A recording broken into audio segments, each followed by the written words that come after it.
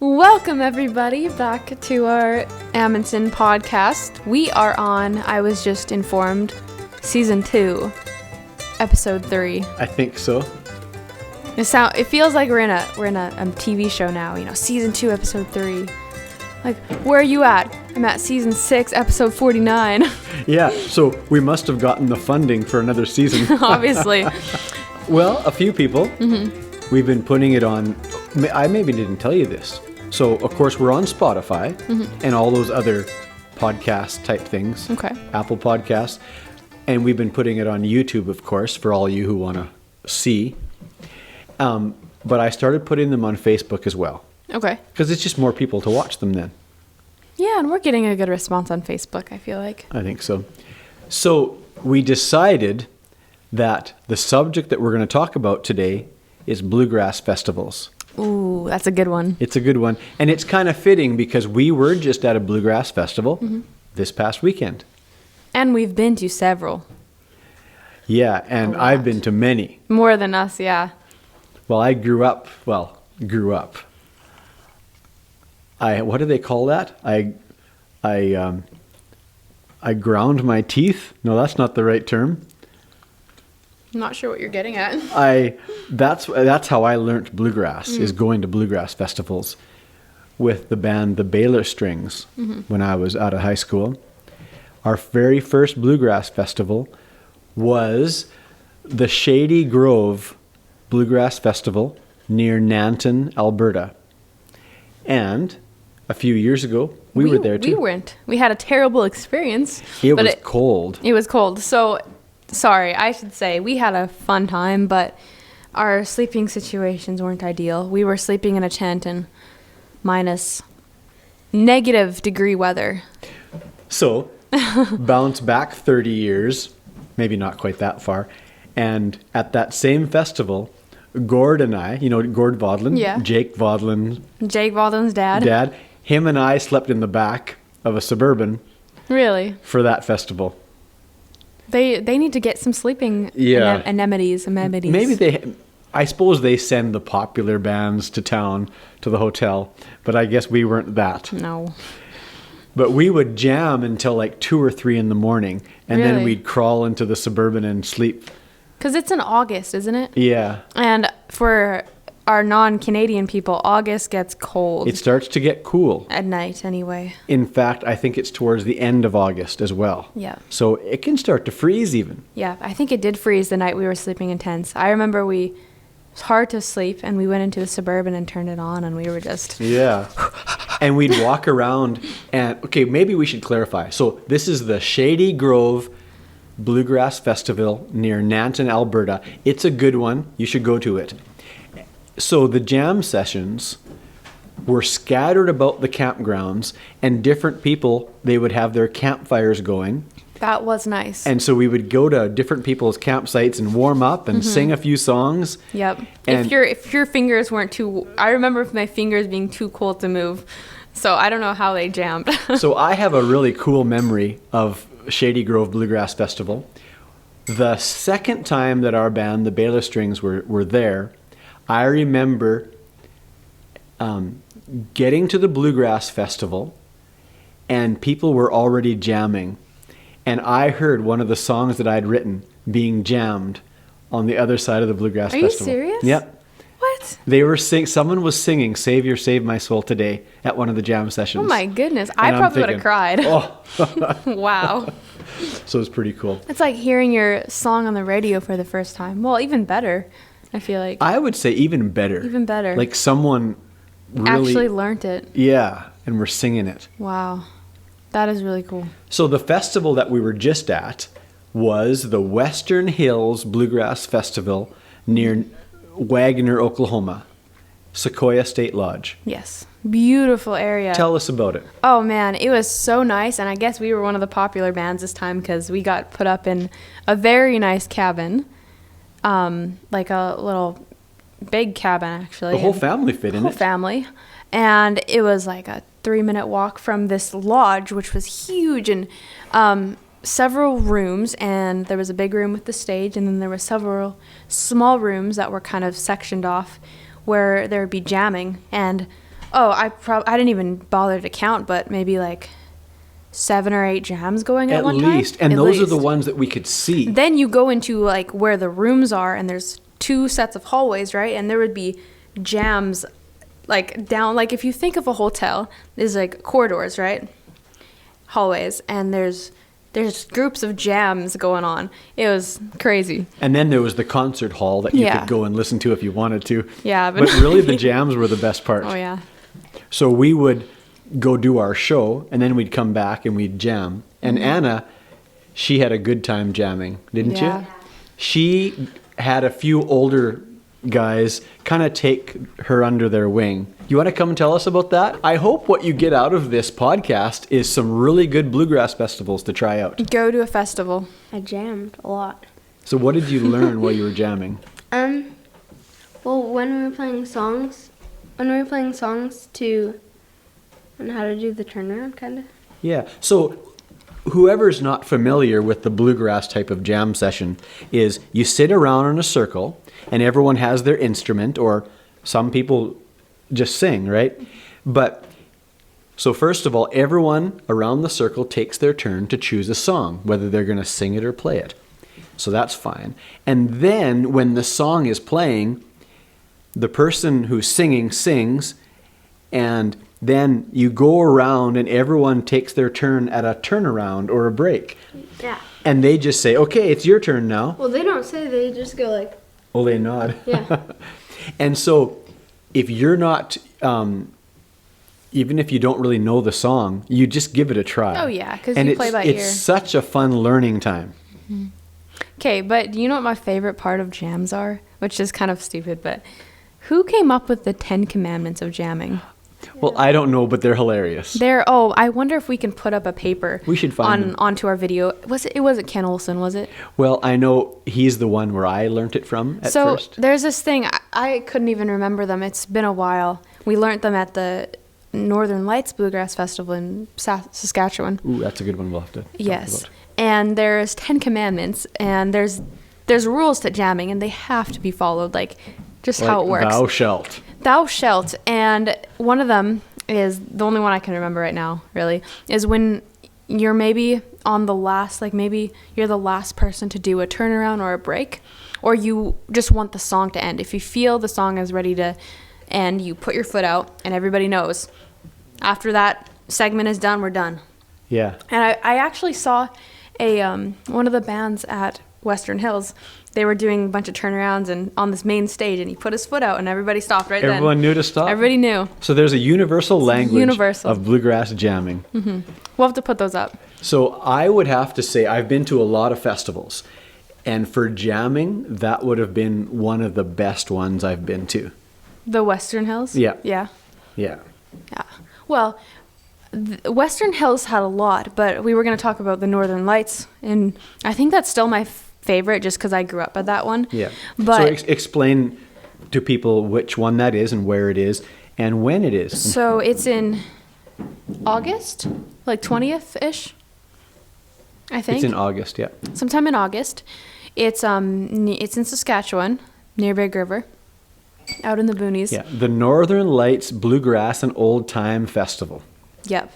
And Grandpa used to do a Sunday special every Sunday, which was really nice. And so anyways, it's out in the valley.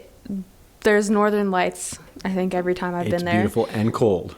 And it's cold, but there's lots of cabins around and people bring their trailers. And again, there's jam sessions and fires. Right. But the jam sessions are a little different. So I feel like the jam sessions there are just bigger. Like the ones at the Western Hills, there was maybe like 10 people. In fact, if there was too many people, we would go start our own. Mm-hmm. So you'd have little ones. But Northern Lights, there was big jam sessions, like 40 people. Yeah, they had a kind of an organized jam session where kind of someone was in charge. Mm-hmm. And we'd sit making around sure a the big commandments fire. were... Yeah, but we'd sit around a big fire and there'd be a lot of people. But then there'd also be one in what's the room? Kind of the green room. The green room. And there'd be jamming in there. And But Yeah, then it there was was so also fun. jamming out in the parking lots too. Really? We never got to be a part of that, but I had to go to bed. yeah. I was still young. When we started the Baylor Strings Bluegrass Band, we had other festivals. We would go to, we had a festival in Prince George, Really? in BC, yeah, Edmonton, Alberta, Mackenzie, BC, and there was, man, a couple others that I can't really remember. But now that we've moved down to the States, they're all over the place. They are. It's just yeah. Just quite a few, just a few minutes from our house. Right. So bluegrass festivals, if you're lovers of bluegrass, that's the way to get the whole experience. Not only listen to good bands, but also meet some great people. Like we made a lot of good contacts and friends at that festival. We did, and like we've met some cool people, like at the one in Calgary. Mm-hmm. What's that one called again? Shady Grove. Shady Grove. I don't know if you guys have heard of Zach Top, but he played there, and that was before he. I think that before he was. He's made it big, I think now. Yeah, he's been on the Opry. Yeah, and I think that was before he kind of started making it big. So we got to meet him. That was cool, and I'm sure you've met a lot of people. Oh yeah. Over the years. That's where I would have met Bill Monroe and the Jim and Jesse and. Is that where he gave Grandma a kiss on the cheek? Yeah, he did. Oh yeah, we have Bill Monroe stories. Yeah, Zach Top, he was with a band called North Country. And do you remember they called Ira up to play banjo with them for one song? That's right. And that was really cool. We still have pictures of that. Yeah. And that was really cool. Yeah. Yeah, and also all those festivals, I mean, if you have kids or if you don't have kids and you're just wanting to learn, most of those have like classes or workshops that you can be a part of, and like I took them before. You just go with an instructor and he teaches you. Yeah. You want to learn guitar or fiddle or whatever. You know, we've been to a lot of like folk festivals, country music festivals, but the thing about bluegrass festivals is, and I know gospel festivals are this way too, but bluegrass, not having anything religious to do with it, there was no alcohol. I didn't hear any swearing. I didn't see anything or hear anything that I wouldn't have wanted any of my kids to be a part of. It's very, very good atmosphere. It was very good atmosphere, very family friendly. And so any families out there, if you want a fun weekend of getting your kids exposed to good Americana music, Bluegrass Festival is the way to go.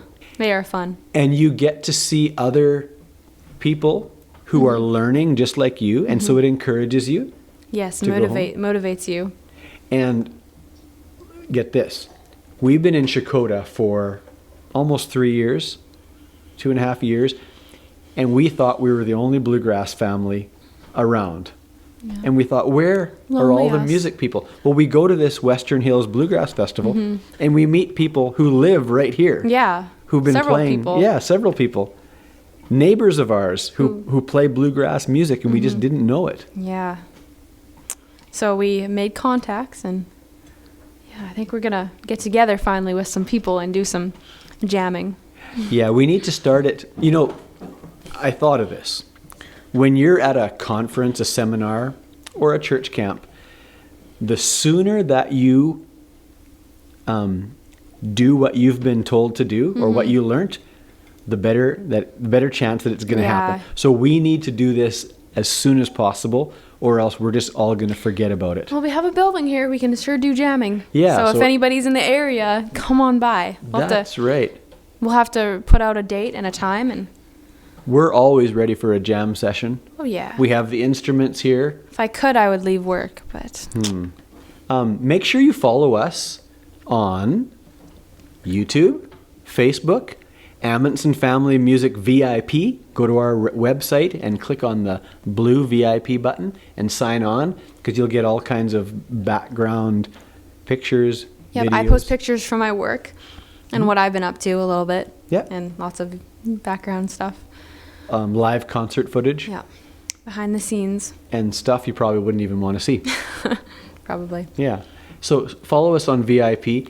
And of course, we are on Spotify, Apple Music, iHeartRadio, and things like that. Are we really? iHeartRadio? Yeah. That's cool.